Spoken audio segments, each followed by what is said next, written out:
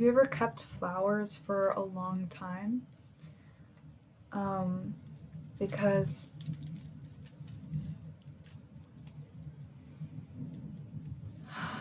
they still smell so lovely even after they are dry.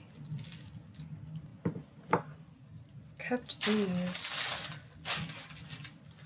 Trying to remember who must have given them to me. It's not often that somebody gives me flowers.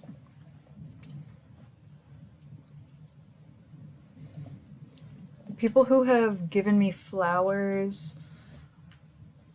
once was my mom has probably given me the most flowers.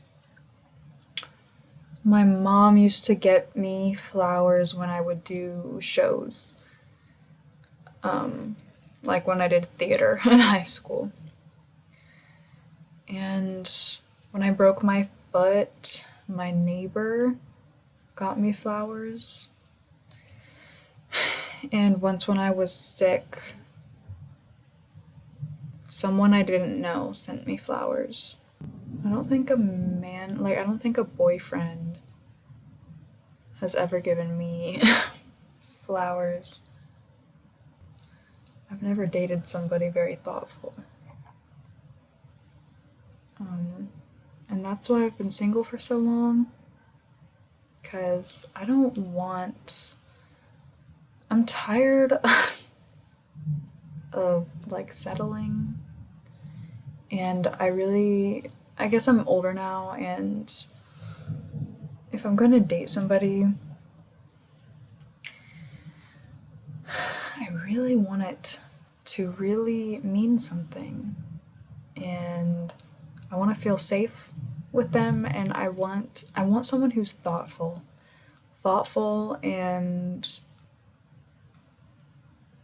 somebody who matches me.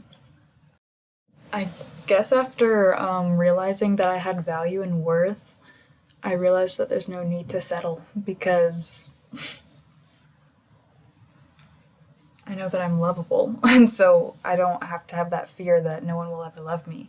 So I don't feel the need to settle for somebody just because I'm afraid that I won't find anything better. And life is better being by yourself compared to being with somebody that you don't love and that doesn't love you. You can convince yourself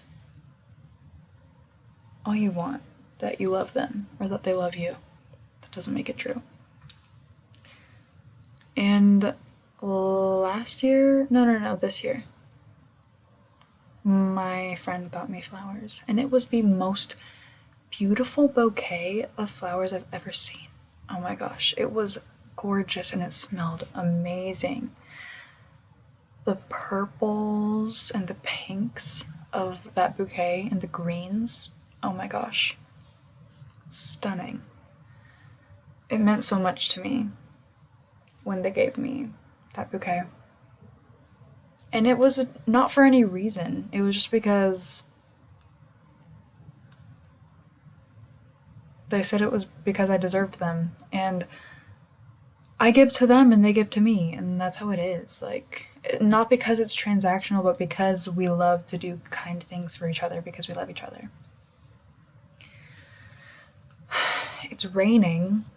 It actually sounds like it has stopped raining a little bit. Like, it just stopped. There's a little bit of thunder and lightning.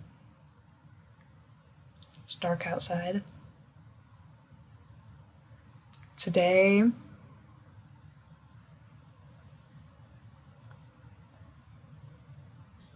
was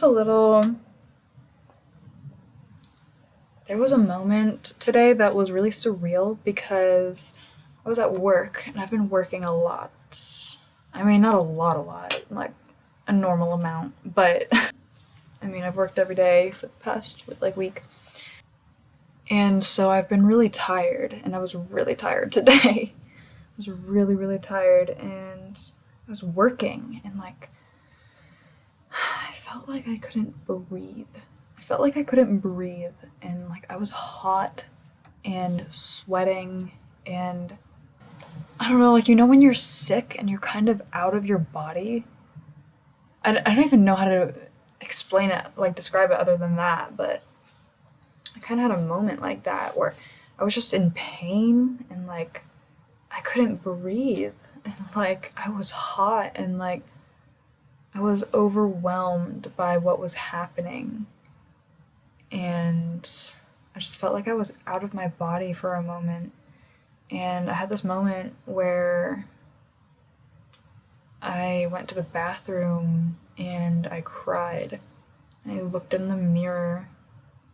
I just had to have this moment to cry. And I stretched a little bit, like I relieved my body, and it felt so nice.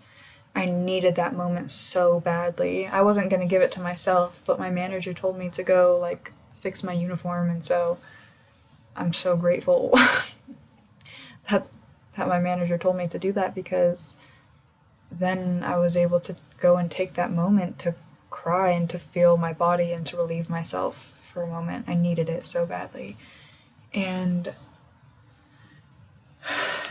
in moments that are challenging and days that are hard, I think that there are still good things. Like that moment, I was so thankful for that, and I was just thankful to cry and like to get it out, and I was grateful to be surrounded by people who,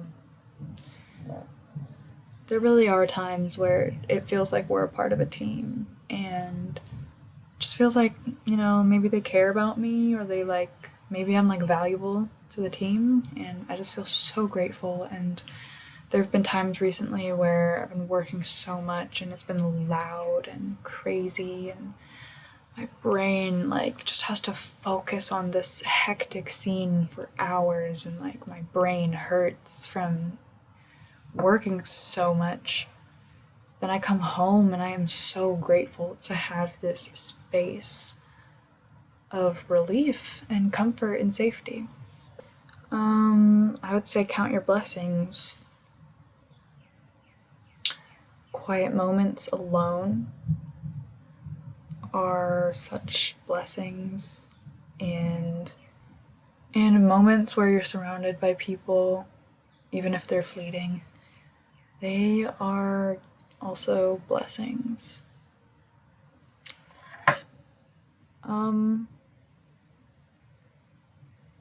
When was the last time you drank some water? Maybe you should do that. Maybe drink some water.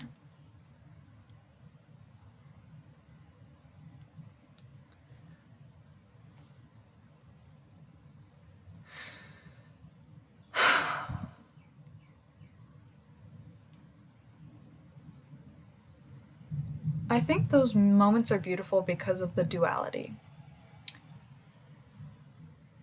Right now I hear birds chirping, and there was just a storm happening.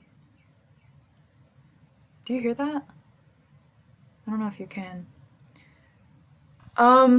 It's been a while since I posted a video, and well, that's not true. I've posted a couple videos, but I took them down because they just felt kind of pointless and unnecessary, and I don't know, maybe even selfish. I don't know. Inauthentic. But there's one comment that I really want to respond to. And I did respond to it in a video, but then I took it down. But anyways, the comment is, what inspires your creativity, specifically writer's block? I make music and sometimes I get stuck, so what helps you to get some ideas going? And this is a very good question, and I could talk about this forever. I've been writing a lot lately. Every chapter of my book that I write, it just gets better. This chapter that I'm working on, I am dumbfounded by how beautiful it is. And I don't know how I come up with this stuff. I love writing. And I have to do it because it's my passion. And nobody does it the way that I do. When I have writer's block,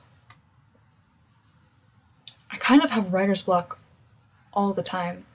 The only times that I don't have writer's block would be like when I have something burning inside of me. Like when I'm feeling something that I have to release, I have to get it out somehow. I have something that I have to write about because like it's burdening me and I need some sort of witness to these feelings. And if it's me, then it's me, but I just want it to be down on paper because I don't want it to fade away into the abyss because you move on from your feelings. You always move on from your feelings, and I know that these feelings are going to go away. But even the pain, almost especially the pain, I know that it goes away. And I don't really want to lose it. I kind of want to keep it. I want to keep a part of it. I want to know that it was there. I want to remember. And I want to remember what made me me. What got me here. What turned me into who I am. And sometimes I look back on journal entries and things that I had to write down because they were killing me. And I see patterns and I see exactly why I am who I am. And I kind of, I look back on my childhood and I think, no wonder I feel so much guilt. No wonder I have so much guilt and shame. No wonder I always feel like I need to fix things. Like I have something to fix about me. No wonder I feel like I need to change. And if I go back and I look at the way that I was feeling, it just kind of makes sense to me. And it also helps me to have compassion for myself. I feel like those are the times that I don't have writer's block, is when I know exactly what I'm feeling. I know exactly what I'm feeling, and I know how much it hurts, and I know that I need some kind of release. And when I do have writer's block, which is constantly, because, I'm not constantly feeling extreme things. Generally, I love my life. I am grateful to be alive. I am so grateful to be alive and to have what I have and to have my job and to work with the people that I work with and to have the posters on my walls and a bed and to have myself and to be able to have respite and relief and to be able to pray anytime that I need and to be able to collect things. And I am grateful for all the tragic things that have happened that led me to be who I am. So generally, I'm not always feeling something so extreme. So I have to find a place to write from still. And for me, what I write is stories. I write stories. And writer's block can really come into play with that because I'm making something up.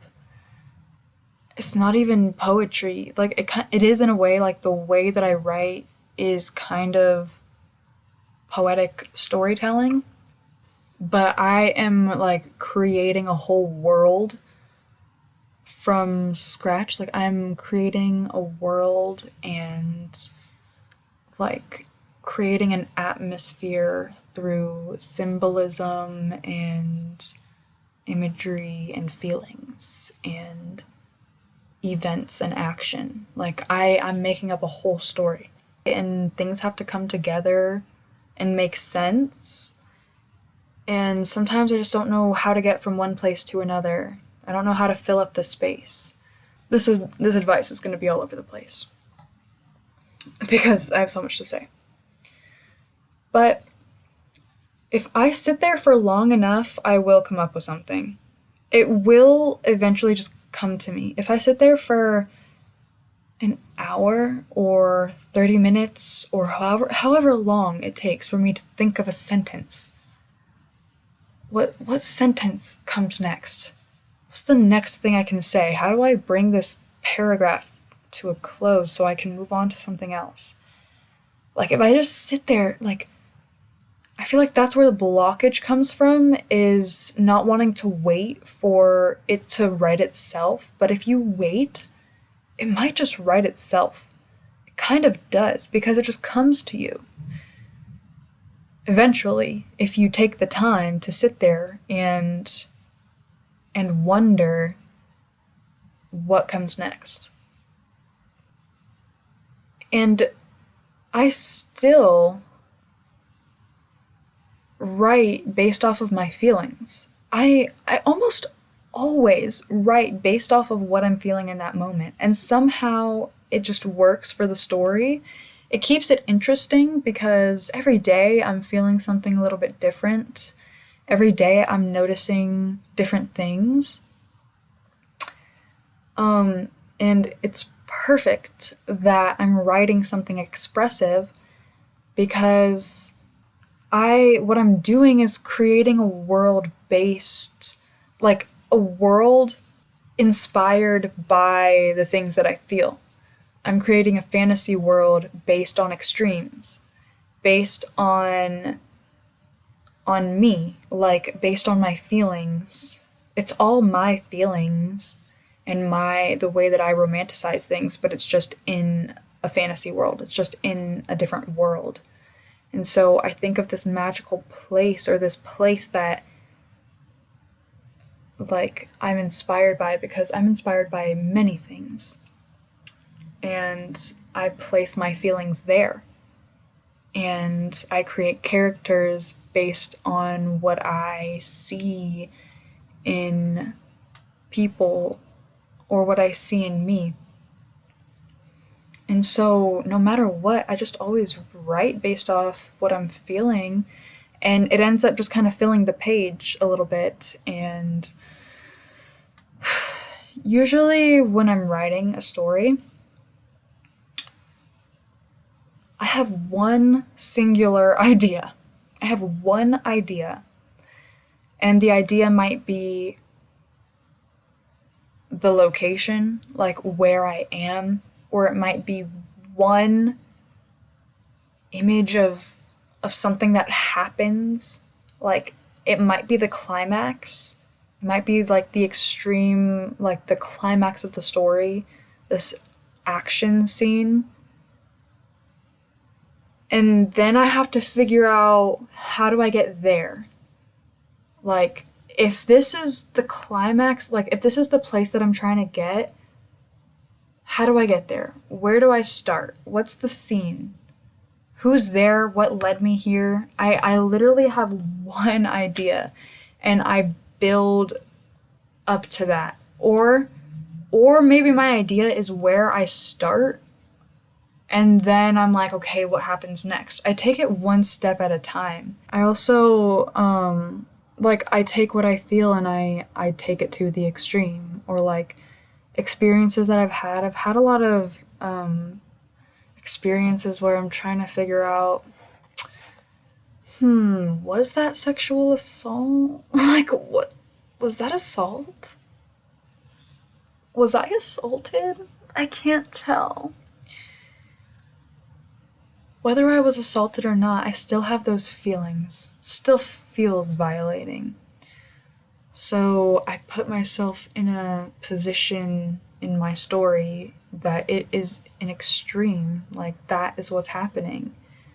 And I choose a place that is cinematic and fits the scene, and extreme things happen, and I also usually I do a combination of describing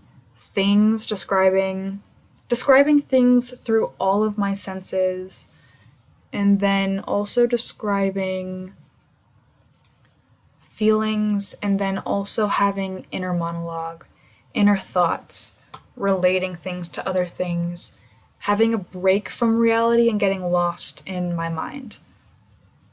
This is something I love doing in storytelling. I feel like it keeps it so interesting. And then I kind of snap back to reality. I do that all the time in real life. Like, don't you do that? Where you kind of lose track of what's happening in reality because of what you're feeling? Like, reality, it shifts and changes because you're lost in your head. I do that a lot in my writing. And I just write about all different aspects of life, all different things. These different parts of me. I write about the different parts of me. Each story is based on the version of me that went through something. The version of me that is a victim. The version of me that is the villain. The version of me that is lost, confused. And I just match scenarios to these versions of me. And based on the scenarios, I set a scene. So how to get past writer's block? Dedicate time to thinking about it. Like, sit down and focus with no distractions for as long as it takes to get something done. Sometimes I'll sit there for hours and all I can think of is a few sentences, but that still is moving the story forward. It still is moving the story along. And sometimes I'm writing and writing and writing, and I know exactly what to say. The words just flow out of me.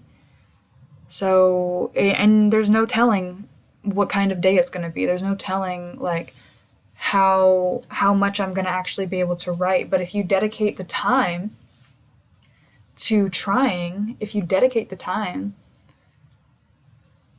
focusing, I would advise you to have a place where you are not distracted. For me, it really, really helps to go to the library. Just like it helps me to work out if I go to the gym, because that's what I'm there to focus on. That's the atmosphere. It's the atmosphere of lifting weights. When I go to the library, it's the atmosphere of reading and thinking and focusing and working. That's just what the atmosphere is like. And so it's just so much easier for me to focus. When I'm in my room, I get so distracted by so many things. I get distracted by my phone and by so many things, really. And so I would advise you to create some kind of space where you won't be distracted, where you can focus and spend time there. Like, spend at least an hour. Like, spend like an hour sitting there focused and see what happens. See what comes to you, and don't be afraid to be honest. You notice how things are so much more interesting to read and listen to when they are honest and vulnerable and relatable? Don't you see how things are more interesting when you can see yourself in them? What kind of music do you listen to? You listen to music that you relate to, that you can see yourself in, that you can place yourself in, that gives off the aura that you want to exude, that you think matches you.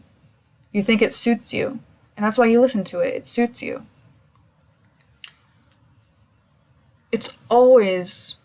Things are always more interesting when they are raw and bold and honest.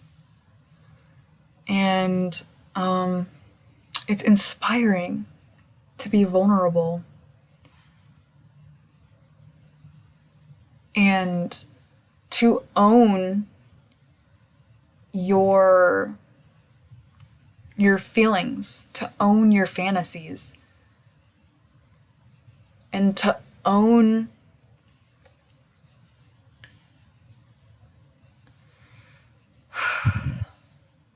the things that, like, you don't see anywhere else.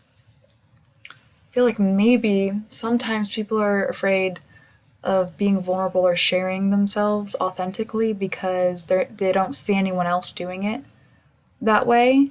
They would be the first one to, like, do it that way, and so maybe that's why they're scared. Own that. Be bold. Be the person to do it first. Be yourself.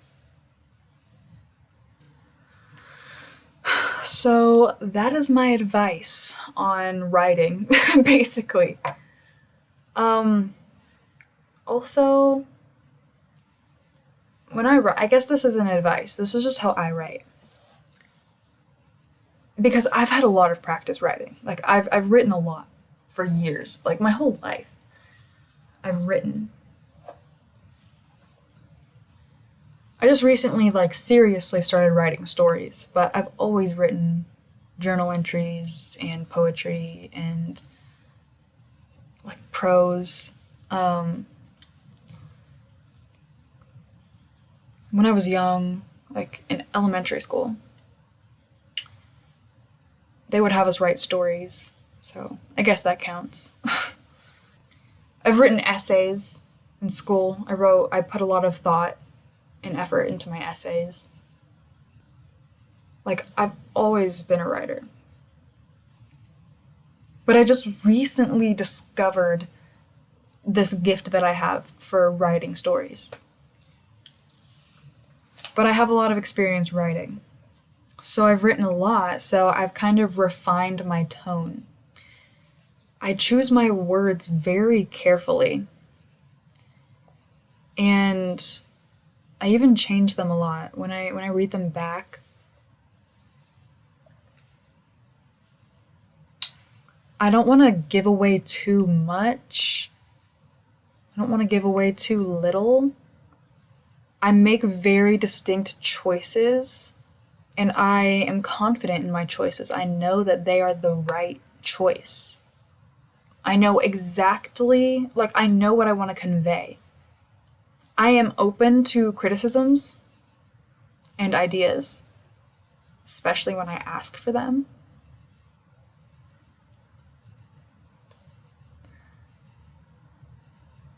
But I know when to take criticism and when I've made the right choice. I am confident in my choices. And I'm confident in my voice and in the things that I have to say and in my feelings and in my beliefs and in my fantasies. I know exactly what goes on in my fantasies. I know exactly what speaks to me. I know exactly what's romantic to me. I know exactly what hurts me. I know exactly what shoots me in the heart. And I'm confident in those choices, and I make bold decisions, distinct choices when I'm writing. And don't even focus on making it good, but focus on how you can best convey the feeling that you are trying to exude through your work.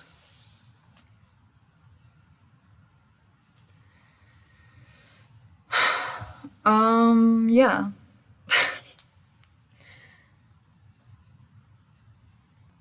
I don't even know if writer's block is a thing. Search for inspiration everywhere, everywhere.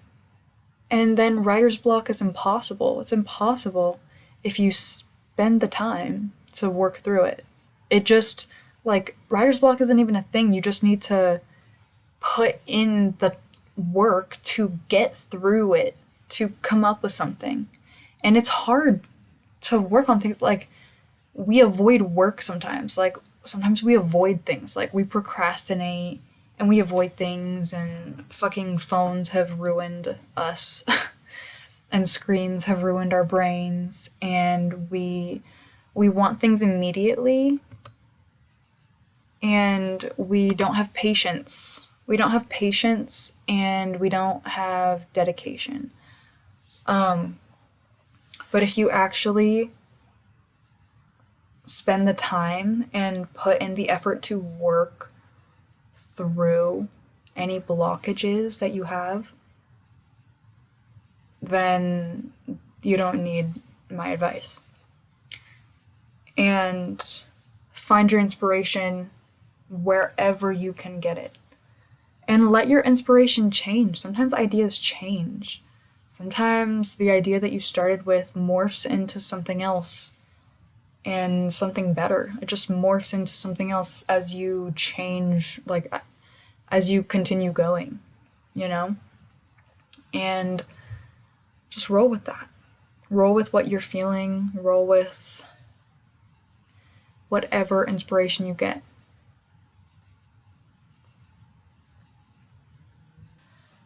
I think that's the advice that I have on that subject. I think that that's pretty much what I wanted to talk about.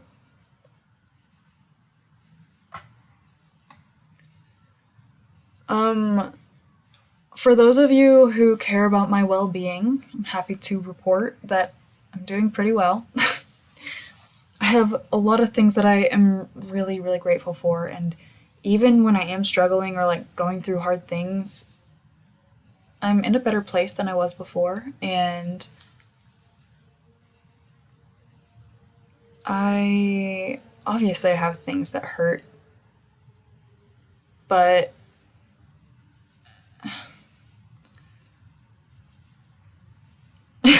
but you know, I'm strong, and I'm still happy. I am so like happy and grateful to be alive and to have everything that I have and to be where I'm at. And I'm excited for my future. And I'm working on things, and I have passions and projects and things to do that just make life worth living to me. And yeah. So thank you so much to the person who asked this question. I loved this question, and I love this topic of conversation. And if you are a writer or a creative person and you have some more advice or more questions or anything, or if you want to promote yourself, share your work, or if you related to anything, the comment section is open. I love seeing all kinds of perspectives in the comments, and thoughtful, genuine comments are so amazing to read. And yeah, feel free to comment anything. If anybody has any questions, ask them. This was a really good question. I love this topic of conversation. I want to talk more about my stories, but I want to publish them first, because I feel like that would make more sense. So yeah.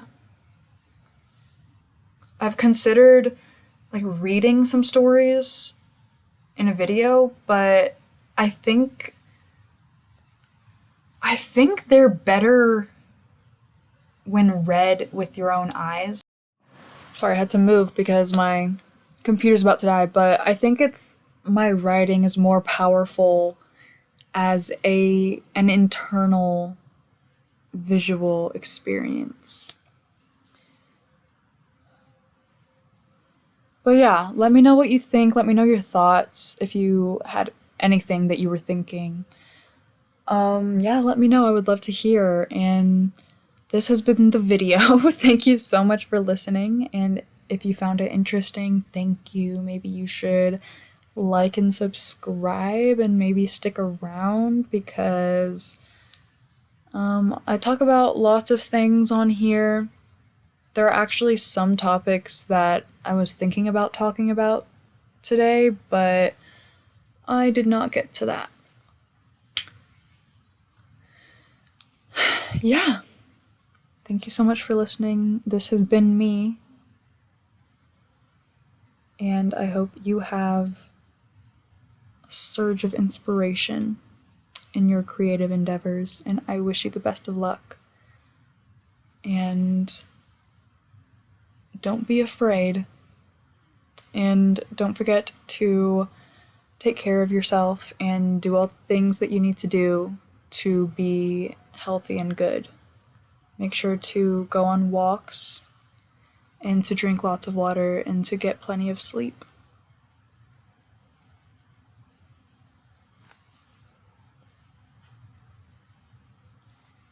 Bye!